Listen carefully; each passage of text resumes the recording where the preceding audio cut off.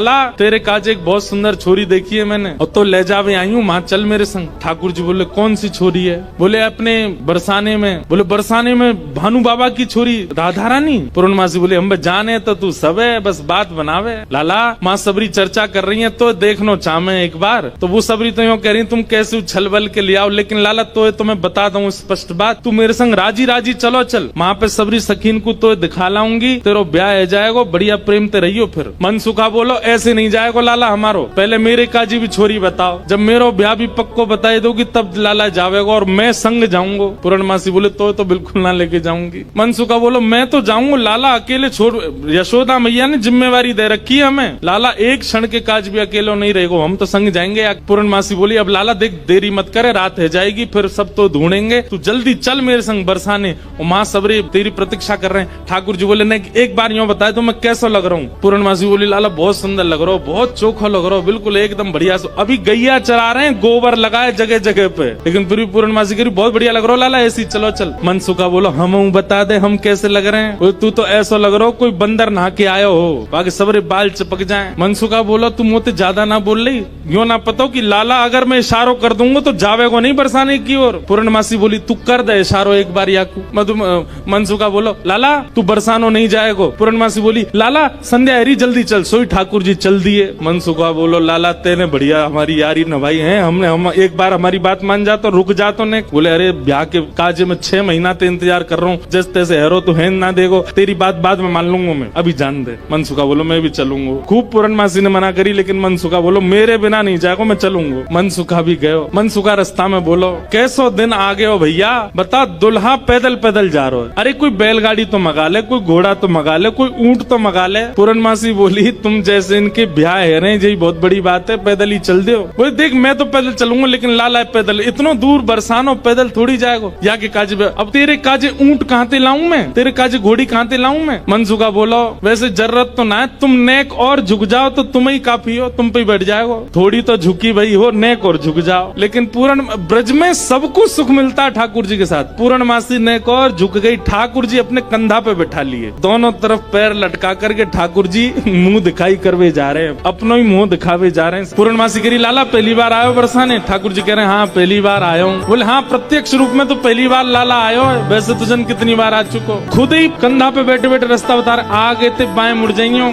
यहाँ ते दाएं मुड़ जाइयो, यहाँ ते सीधे चलियो वही है। अच्छा पहली बार आयो तू? ठाकुर जी बोले ना आ चुका हूँ, लेकिन स्वप्न में आयो, स्वप्न में देखो मैंने बरसानो। लेकिन जैसे ही ठाकुर जी पहुँचे बरसाने, हर घर में मानो जैसे आनंद की अपने आप लहर छाने लगी, चंदन की सुगंधी आने लगी, शीतल वायु सबके अंग को स्पर्श करके आह्लाद प्रकट करने लगी। जिस रूप माधुरी का दर्शन आज तक नंदगांव गोकुल की गोपियां करती थी, आज उस रूप माधुरी का दर्शन बरसाने की गोपियां कर रही हैं। हर घर में गोपियां अपनी अटारियों पर खिड़कियों पर आकर के खड़ी हो गई हैं, श्याम सुंदर की मनोहर झांकी को देख रही हैं। पूर्णमासी जैसे ठाकुर जी को लेकर के कीर्ति भवन में पहुंची है, आहा सामने से कीर्ति मैया ने पहली बार लाला को देखो है, क्या रूप झांकी, क्या ठाकुर जी के सुंदर नेत्र, क्या ठाकुर जी की छवि। कीर्ति मैया को इतने भागे, मन तो हुआ कि अभी गोद से उतारूं, अभी भामर पड़वा के ब्याह कर दूं लाली को। लेकिन जाए करके जैसे ही पहुंचे तो पहुंचते ही स्वागत ही ऐसा कि अच्छा तो जई है वो कारे कारे कारे काले कलूटे। ठाकुर जी की रूप माधुरी पर ही आक्षेप करने लगी सब। ठाकुर जी को बैठा करके सब सखियां घेर करके बैठी हैं और अब आपस में चर्चा करनी है। बीच में मनसुखा भी बैठा है। सखियां आकर के बोली मैया जमाई तो आयो संग में, मुंह दिखाई करवावे आयो संग में, पर ये अपने गांव ते बंदरन ने काई को लिया आयो संग में। मनसुखा बोला हम बंदर ना है, हम लाला के सखा हैं, हमारे कहे बिना कछु ना करे लाला। हम कहें तो उठे, हम कहें तो बैठे, हम कहें तो चले, हम कहें तो सोवे, हम कहें तो खावे। धीरे से देख रहे हैं ठाकुर जी, अब की मान जाइयो अगर कछु कहें तो, पिछली बार तो चल दियो। सब सखियां ठाकुर जी को कोई कान पकड़ के देख रही है, मैया कान तो ठीक है, आके नाक पकड़ के देख रही, मैया नाक ठीक है या की, आंखन में घूर घूर के देख रही, बोले मैया आंखों ठीक है या की, मुखमंडल देख रही है, हाथ देख रही है, पाम देख रही है, चलवा के देख रही है, चलवा के देख रही है, सब गोपी करी। मैया चाल तो बढ़िया है, लेकिन नेक ऐसी लगे जनानी सी, जनानी समझे, ऐसा लगे नेक नेक कोई छोरी चल रही है का। अरे ना है लाला हमारो जब गैया चरावे जावे तब देखो बिल्कुल ऐसी मर्दानी सी चाल चले, ऐसा मत कहो। सब ठाकुर जी को घेर करके विविध विविध प्रकार की बातें कर रही हैं। एक गोपी बोली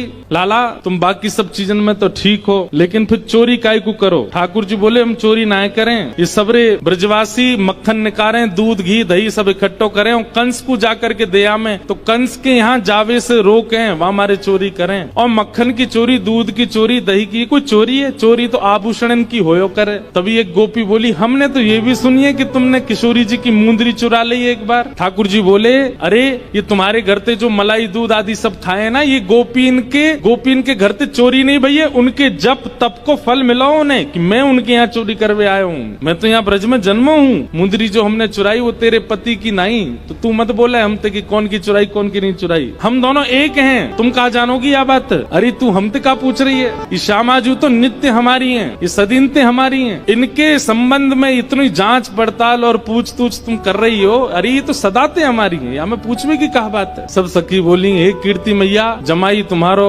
सर्वगुण संपन्न है, बोलवे में हूँ आगे, उछलवे में हूँ आगे, चोरी में हूँ आगे, सब चीजन में निपुण है। इतनी देर से बात बना रहे, कभी मनसुखा कछु के, कभी गोपी सब कछु के हैं। सब गोपियां बोली भैया देखो ये मेल बन नहीं रहे हो ब्याह को। बोले क्यों ना बनो? बोले बात यहीं आके अटक रही है कि लाला तुम्हारो कारो है, हमारी किशोरी जी गोरी है। अब ये सबरी ज्यादा ही कारो कारो करन लगी, तो मनसुखा ने पकड़े ठाकुर जी के हाथ, बोले चल लाला ऐसी जगह हमें ब्याह ना करना जहाँ पे हमारी न को लाज नहीं है, न को हमारी इज्जत नहीं है। ठाकुर जी जैसे ही जान लगे मनसुखा के संग, इतने में ही सब गोपी दौड़ के गई और भीतर से किशोरी जी को लेकर के आई।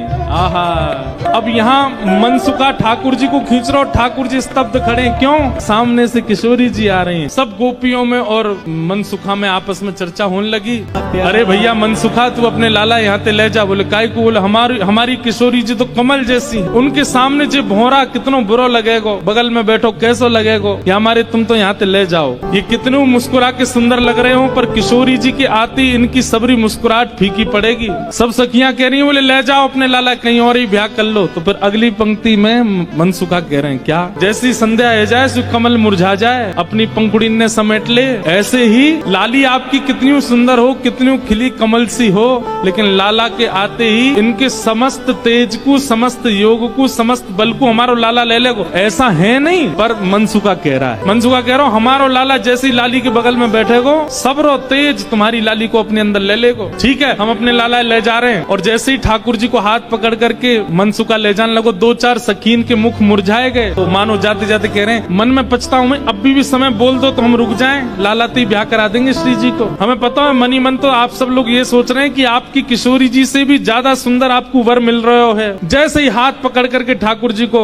मनसुखा ले जाने लगो बरसाने थे, इतने में ही सखी गई और भीतर से किशोरी जी को लेकर के आई। मनसुखा कह रहा हूँ मेरो लाला मेरी बात माने, अब मैं कह रहा हूँ चल लाला देख मेरे संग नंदगाम जा रहा है। इतने में सखी सब किशोरी जी को लेकर के आई। ठाकुर जी जा तो रहे थे मनसुखा के संग, लेकिन जैसी किशोरी जी आती दिखी ठाकुर जी तो वहीं स्तब्ध दे गए। मनसुखा खींच तो ही जा रहा हो, ठाकुर जी हिल नहीं रहे, वहां से सामने देख रहे। लाला कहा वे कौन को देख रहा हो? ठाकुर जी तो दूर से ही बलैया लेने लगे, तरण तोड़न लगे किशोरी जी को देख करके। किशोरी जी को देख करके ठाकुर जी तो मुस्कुराने लगे और वहीं स्तब्ध है गए। किशोरी जी देख के ठाकुर जी रुक गए। सब सखियां बोली हाँ मनसुखा ले जा लाला नंदगाम ले जा, चल रहे लाला चल मेरे संग। ठाकुर जी बोले तू चलो जा, मैं तो ना जा रहा हूँ, मैं तो यहीं रहूंगा, श्री जी के सन्मुख ही विराजूंगा मैं। मनसुखा बोलो लाला आज तेने मेरी 2 बार नाक कटवाई है, एक तो तेने पूर्णमासी के सामने कटवाई, दूसरी अब सकीन के सामने कटवाई दे। बोले तेरी तो नाक कटेगी, मैं संग चलोगो मेरो तो संबंधी कट जाएगो, तेरो ब्याह ना है, तू तो चाहे कि मेरो नहीं हो, मैं तो कर गया हूँ ब्याह, तू चलो जा। और वहीं किशोरी जी जैसे ही आई हैं, आहा सेज पर ले जाकर के किशोरी जी को बिठाया, सुंदर सिंहासन पर किशोरी जी बैठी हैं। और तभी ठाकुर जी बगल में आकर के बैठे। जैसे ही ठाकुर जी आकर के बैठे, सब बरसाने की सखियां गोपियां कीर्ति मैया सब नजर उतारने लगी, आरती करने लगी। आहा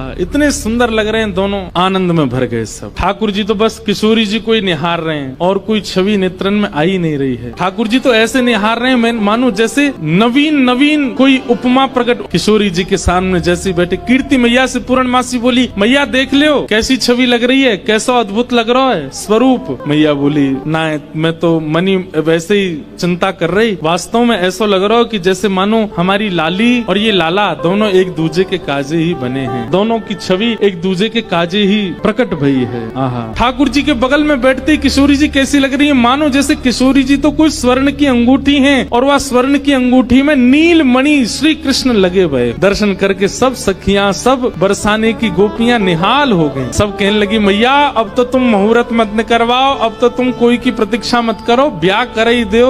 आज लाला सही हाथ पड़ गयो आगे। कीर्ति मैया मनी मन विचार कर रही, बोले विवाह तो मन में तो है ही चुको है, मन में तो सबके भामर पड़ गई है ठाकुर जी की और किशोरी जी की। ठाकुर जी से सब लोग बोलने लगे, बोले देखो रूप में सुंदर है वे ते काम नहीं बनेगो, हमारी श्री जी के समान गुण है कि नहीं तुम्हारे अंदर। मनसुखा बोले देख लो, जो कहोगे हमारो लाला करके दिखाई देगो, सब करवे में निपुण है हमारो लाला। मनसुखा कहने लगा लाला वंशी बजाए के दिखा दे इन लोगन। ठाकुर जी ने जैसे ही वेणुनाद अपने अधर पर धारण करी, वंशी अपनी कोमल उंगलियों से उसके चित्रों को आच्छादित करते हुए जैसे ही प्राण पिरोए वंशी में, आधे से ज्यादा जितनी सखियां वहां खड़ी थी सबको मूर्छा जैसी आने लग गई। जिन जिन पर किशोरी जी की दृष्टि पड़ रही थी केवल वो बची, बाकी सब तो जैसे मूर्छित होने लगी।